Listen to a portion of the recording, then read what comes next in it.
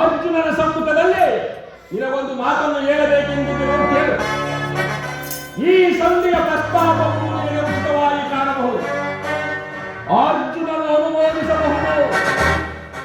ನಕುಲ ಸಹದೇವರು ಸುಮ್ಮನಿರಬಹುದು. ಆದರೆ ಈ ದಾಸ್ಯ ವೃತ್ತಿಯನ್ನು ನಾನು ಪಾಂಡವರ ಕಳಂಕವೆಂದೇ ಭಾವಿಸುವೆನು. ದರಿದ್ರ ಭಿಕ್ಷುಕರಂತೆ ಕಂಡವರ ಮನೆಯ ನಿಂತು ಸಂಧಿ ಯಾಚನೆ ಮಾಡುವ ಪಾಂಡುರಾಜನು ನಮ್ಮನ್ನು ಪುತ್ರರನ್ನಾಗಿ ಪಡೆಯಲಿಲ್ಲ. ಈ ಅಪಮಾನವು ನಿನಗೆ ಸಹ್ಯವಾಗಿ ಕಾಣಬಹುದು.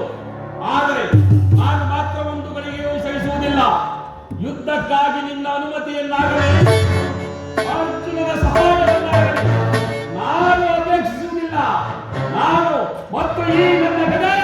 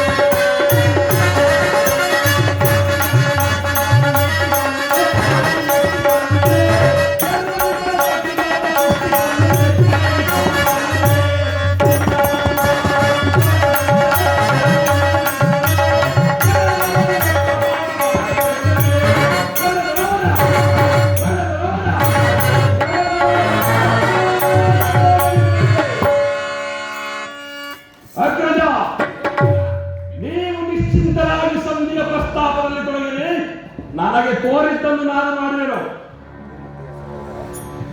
ನಿನ್ನ ಪ್ರಿಯ ಸಹೋದರ, ನಿನ್ನ ಕೋಪವನ್ನು ತಡೆಯುವ ಶಕ್ತಿಯು ನನ್ನಲ್ಲಿ